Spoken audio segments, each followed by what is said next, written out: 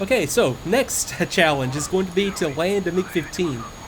Something that, well, since the end of the last test flight series, I haven't done. I need to slow down. I'm up at 650 for one thing, and I'll just come out here, take it around, and just do the straight in, then back to parking, which will be right down here. Okay, so let me kick out the speed brakes a little bit to bleed off some speed and keep my nose down to bleed off some altitude.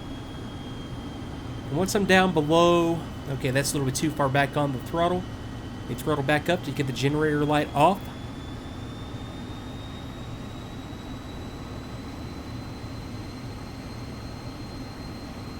Okay, there we go. So coming down through 450. Let me think about when I want to get. I think when I come down through about 300 kilometers per hour, I'll get the gear and the flaps. And more drag would actually do wonders here. I've got my nose down quite a bit. I'll go ahead and get the flaps down to the intermediate position just to expedite the speed bleed off here. And yeah, I'm going to have to take it out here a little bit further. Okay, I can release the speed brakes. Let's go gear down. And I'll go flaps all the way down. I've got my, yeah, I can see the indicators out there on the wing coming up. I've got the one, is there not one on the nose for the nose gear? Maybe. Probably not, I guess. Okay, but I've got the one out there on the wing for the right main gear. And I've got 3 green indicators. So let me go back to the neutral position. Okay, let me go to the neutral position on the flaps lever. What's this light? Okay, that's my flaps down light, apparently. Okay. Yeah, this is going to work out. Okay, 250. So on the approach, I didn't look at numbers on this one like I did on the F-86. 210 is sticking out of my mind for something, but that could just be an arbitrary number I'm just pulling out of nowhere. But that sounds like a... You said it'd be about 100? No, I think a little bit faster. I'll go for about 270 or so on the approach. Let me pull the speed brakes back in and throttle up. And the engine response time on the MiG, or any older style engine like this, MiG-15, is very, very slow. So I can't let myself get... I would rather be way, way fast here than way, way slow. Okay, so... Okay, 3 green. Flaps, okay, confirmed down. This feels good. I've got it trimmed out very well neutrally.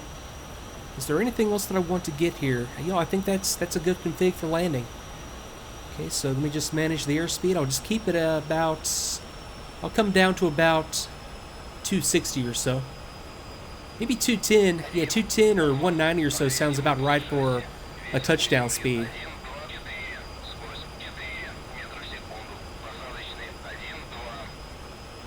Okay, sounds good. It's calling runway 12, so technically I'm landing, I think, I'm landing in the opposite direction downwind, but that's okay. Okay, a little bit of throttle to bring the nose up and just sort of offsetting myself so I can look around the sight. Now I can bring the throttle back in. Like I said, I'd rather be a little fast than even a little bit slow.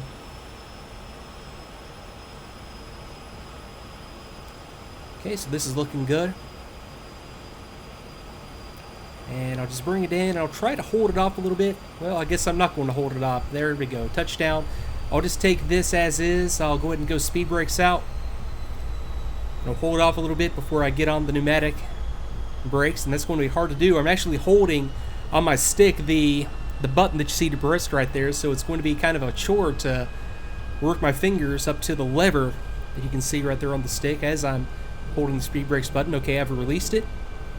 Now I can start to pulse in some braking, and yeah, that's just fine. That worked out okay. I feel like I landed fast, but yeah, not knowing the exact numbers, I'm not sure. Doesn't really matter. And I take that back. I was misinterpreting that was runway 12. I was looking down here to this one, the backwards 12, the 21, and saying to myself, okay, that's the opposite direction. But no, I was on the correct runway. I knew it looked like that's the direction the wind was coming off of that smokestack, so yeah, that's just fine. Okay, taxi to parking area. Let me just straighten it out here and take it on around. Let me pull the flaps back up. Okay, that's right click. I can see the indicator going down. I'll know that the flaps are up when that indicator is flush. And there we go. Okay, a little bit of throttle to bring it on around, and just as I hold the rudder deflected all the way to the left, I'm just sort of pulsing in the braking lever, like you see there, to bring it around. Do one big aggressive one, then I'll straighten it out, and then pulse in a couple to bring me straightened back out to the right.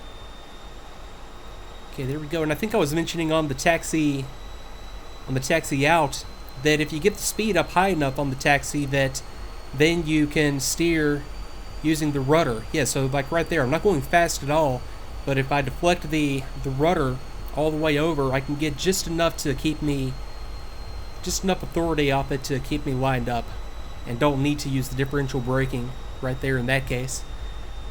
The only drawback to that is that, well, if that speed builds up, then you have to take it out somehow.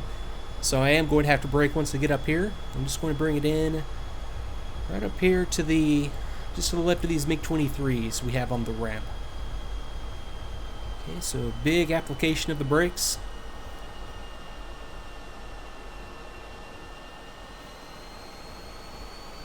And this must be it, yeah, because I was pointing directly at that radar. Okay, so big turn to the left.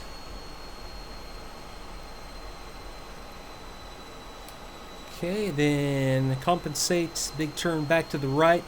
Overshot it a little bit. That's okay. And let me just try to straighten it back out.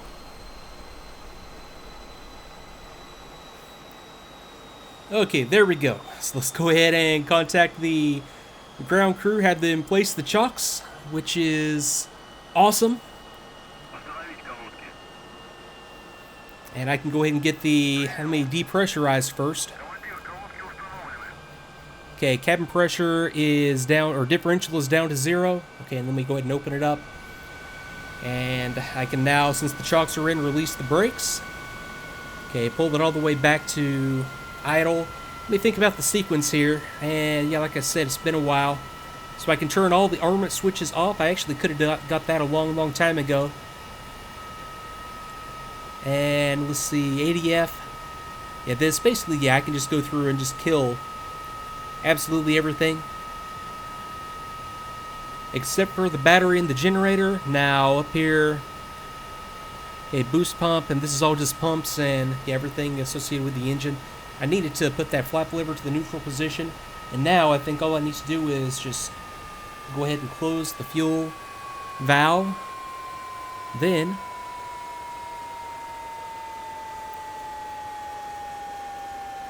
go ahead and turn all that off, and now I can turn the battery off. And I'll take that as a good shutdown and lock the gear. Okay, that's good enough. I'll take it.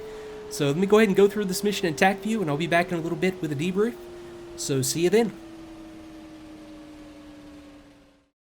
And now for the debrief in TACVIEW, there's really not a whole lot left for me to go over. I hit a lot of the items that I would normally hit here in real time on the way back concerning gun sight use and what I was doing to get rounds on target. So I'll just sort of forward things to the point where I link up with the helos. And like I said during the briefing, yeah, this was a very easy place to find and to get to and from, just following the coast on up. The helos turn inbound, and for context here, we have the down helo right here in the middle, and then initially it's surrounded by 4 vehicles that start to take fire and in turn fire back at us. So they light up this first Humvee right here, and this is the one that I come around and start to strafe initially, and I'll pause it right here and zoom in. And this is what I need to get into the habit of doing more often in these older style aircraft, without the fancy avionics and the really advanced gun sights that can give you an exact impact point on the ground, because the higher the dive angle you come in from, the less precise you have to be in range, and the more accurate your gunnery or rocket or bombs delivery is going to be, because it's not fighting gravity drop. So I come in here and strafe this guy. I managed to get some good hits. It didn't look like it in real time, but I did manage to at least get close enough on, I think, all of the runs here that I make. Although point targets are so difficult in any aircraft. But come around and strafe this group of vehicles that are coming in as well, using 23mm. I roll back in, take some more 23mm shots on this vehicle. I never did get this guy to go down, although I did put several just absolute direct hits in it.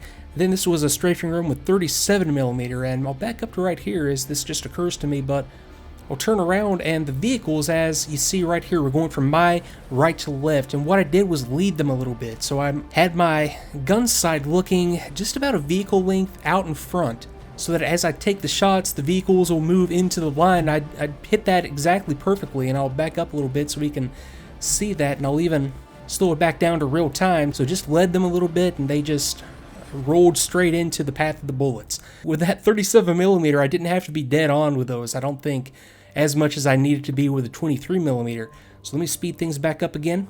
And about this time, I'm really low on ammo. I'm actually out of 23mm. I try to make a pass right here, but I'm out. I roll in on some infantry right here, and I'll pause and zoom in. This was an area target. I was just trying to get rounds in there, and I was just going to sort of kick the rudder back and forth just to spray rounds in there, but I was down to like 2, or it sounded like 2. I probably had a few more 37mm rounds and got in there and just hit one of them, but was just out of ammo. And I guess the big takeaway that I have from this one, and I'll just sort of back it up to the beginning of the engagement and leave it running as I get to the very last point here, is that I should have been a lot more disciplined when it came to when and how long I was firing. I just was not willing to come off dry on these passes for whatever reason. The initial setups, like I think right there in that case, I was not exactly set up like I wanted to be, but I started firing anyway with a mind to just get rounds started, and then I'll make the small corrections later. If I wasn't absolutely set up and determined that, especially on these point targets, that when I squeeze the trigger I'm going to get rounds dead on, I should have come off dry. I had ample opportunity to take these targets out after I was out of ammo. I just ran out too quick to be effective. So there's definitely no guarantee that I'm always going to do this in the future, but it's just going to be in the back of my mind now that it does me no good to take shots that I'm not absolutely committed to and absolutely confident are going to hit. So that's really the biggest takeaway from this mission for me. So folks, that's it for the debrief, and again, these were two very fun missions, both the F-86 and the MiG-15 mission that you just saw here, and hopefully this gives you an idea of what this campaign is about, both in the previews and the two full missions that you saw here, and will help you decide if this is for you. And I suppose one more thought here as I close: if you have flown this campaign, and this mission specifically, there was one plot point that I removed from the video at the request of the mission designer so as not to spoil the experience. So if you're confused about how things went at a certain point, that hopefully explains it, and believe me, the result for you is the same as the result for me. So hopefully that does clear up any confusion if you are a fighter of this campaign. So with that, I'm going to wrap this up, and thanks again for watching. I'll see you next time.